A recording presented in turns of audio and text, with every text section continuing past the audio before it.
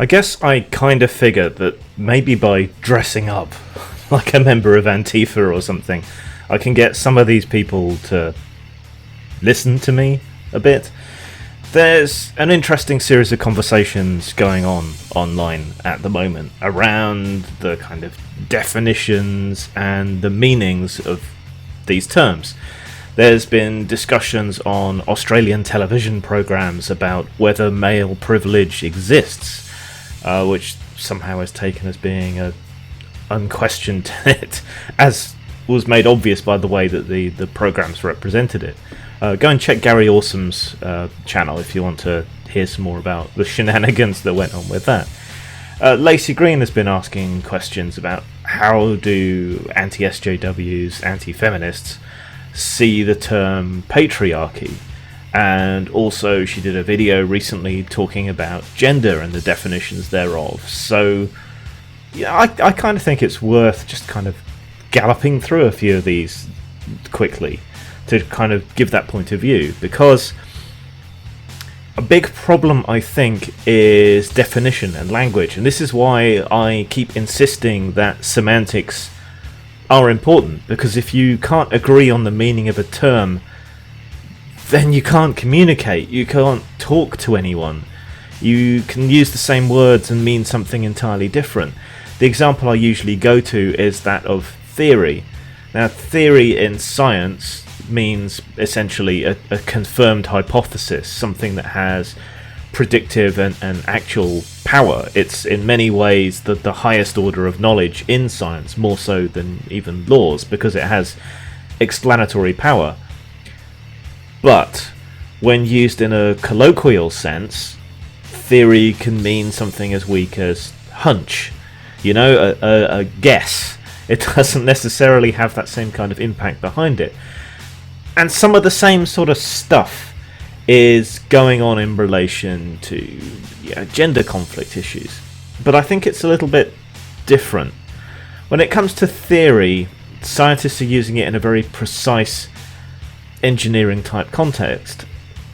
And they're not saying it in a way that they want everyone else to stop using theory colloquially. They're not trying to redefine the meaning of theory. It is rather a technical term within the context of science. Whereas when we look to things like gender and patriarchy and privilege, the social justice warrior types are seeking to redefine the term in almost Orwellian fashion. It's newspeak. It's the same way that racism, that they're attempting to change the definition of racism from prejudice on the basis of race to prejudice plus power, which isn't what it is and doesn't stand up to scrutiny anyway. But that's whole other videos that I've done in the past and will doubtless do again in the future. So what about these then? Well, let's start with gender. Gender always used to be synonymous with sex. It didn't used to mean all this other stuff. It had a definitive biological meaning. It still does have a definitive biological meaning. And otherwise it's also used in linguistics as to whether we regard an object or whatever as masculine or feminine, which doesn't really mean much and is kind of arbitrary to be honest. So let's stick with that, with the scientific one. So gender was always synonymous with sex. It was a biological definition. And now we have people coming along trying to change it, and it just creates confusion because colloquially and scientifically, outside of the social sciences and psychology, which are not even science, outside of those, that's what it means. It is synonymous. So when you come up to someone and say there are more than two genders, they're kind of, huh? What? Because it's not their experience, it's not biologically true. It causes confusion. So why not create a new term or be more specific? If you don't mean biological gender, say something like gender expression. That's less controversial, because whatever gender you happen to be, you can perform as another gender. Whether that's your deep personal identity or whether you're playing a washerwoman in a pantomime. You can perform certain acts of gender. It's also confused by the interaction of biology and social issues, but that's really kind of beyond the scope of what I want to talk about here. So, for clarity's sake, I think it's important to make the distinction between gender, biological sex, and yes, even intersex people fall into one gender or the other chromosomally, and this whole gender performative thing. I think it's important to make that distinction, because you can't change your biological gender, you can only change your gender performance. And that is the whole point and tragedy of transgenderism. Trying to redefine words forcefully rarely, if ever, works. We have similar redefinition issues when it comes down to the issue of supposed male privilege. A privilege is not just some kind of social advantage. A privilege is something codified, it's something granted, it's something given. Male privilege has existed in the past. Does it exist today in Western nations? I think that's a much harder argument to make. So when we talk about privilege, we should not be talking about how certain men in certain situations might be perceived better. We should be talking about something in law, really. The police have privileges. They have the privilege that they are allowed to speed in pursuit of a suspect, that they can use lethal force if it's deemed necessary, both at the moment and afterwards, usually in a court or a review. They can break and enter if they have due suspicion. They can stop someone and search them if they have, due cause. These are privileges.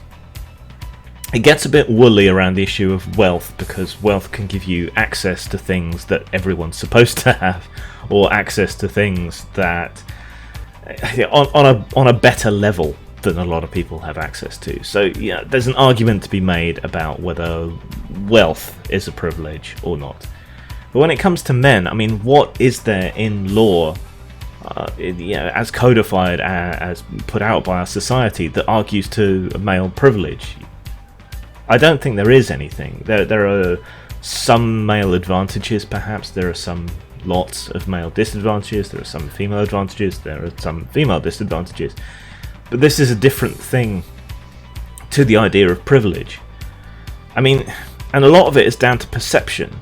A lot of feminists seem to regard the fact that men can serve in the front lines of the military as some kind of privilege, whereas a lot of men, I think, see the fact that women can't, as of yet, be drafted, have to volunteer for frontline duty and so on. They see that as a privilege. You can't be made to go and fight on the front lines.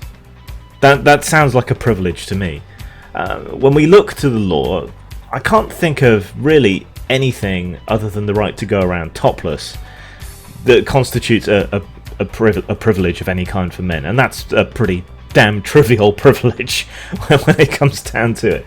But you look at other things in law and you see that women do have advantages. The Duluth model when it comes down to suspected domestic violence cases, things like that. The family courts, it's essentially codified in guidelines that this is the way you're supposed to do things. That's what advantages women. When men have no reproductive rights, women do have reproductive rights. Men are not saved from genital mutilation by the law. The women are. There's all these kind of cases in which you can make a definitive argument that women have privilege. Affirmative action is another example. That's legalized prejudice in order to advantage women.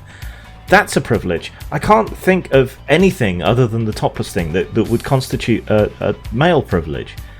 So does male privilege exist? Yes, in the world it does, because there are societies that are set up in which men do have legal advantages. In our Western, first world, democratic nations, is there male privilege? No. And in fact, I would argue that, if anything, there is female privilege, and it's quite significant female privilege. Are there still social ideas and so on? Yes, these can favour or disfavour you depending on your gender, depending on the expectations, but that's swings and roundabouts. Both genders get that, and I would say that that's roughly equal.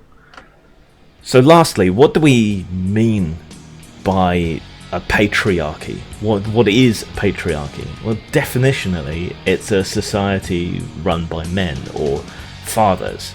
It's a society where, going back to privilege, men are privileged in the actual sense of the word. They have legal dominance over that society.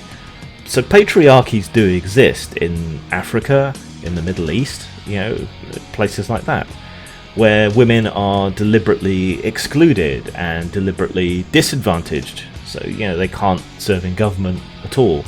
They can't drive. They don't get an education, things like that. Patriarchies exist. But it's important to distinguish that from the feminist theory of the patriarchy, which is some kind of sprawling conspiracy theory that men somehow get together and conspire in some vague way to disadvantage and keep women down.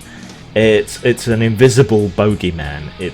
It's the devil. It's the Illuminati. It's the grey aliens.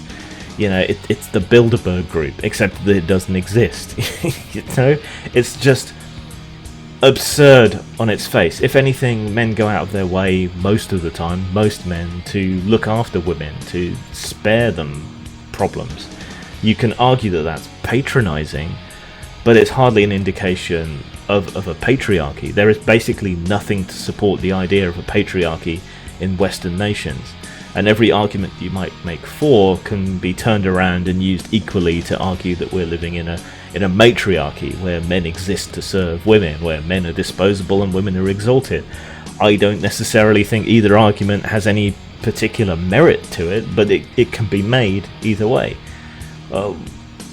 If anything, kyriarchy makes more sense in that there are complex and interlinking advantages and disadvantages to being one gender, one race, whatever it might be, and that these are very hard to disentangle, and that they affect everyone. But to the extent that it's a patriarchy, to the extent that there is male privilege or white privilege even, and any of these other forms of privilege that people like to say exists, no, there's nothing there. Patriarchies exist, the patriarchy does not.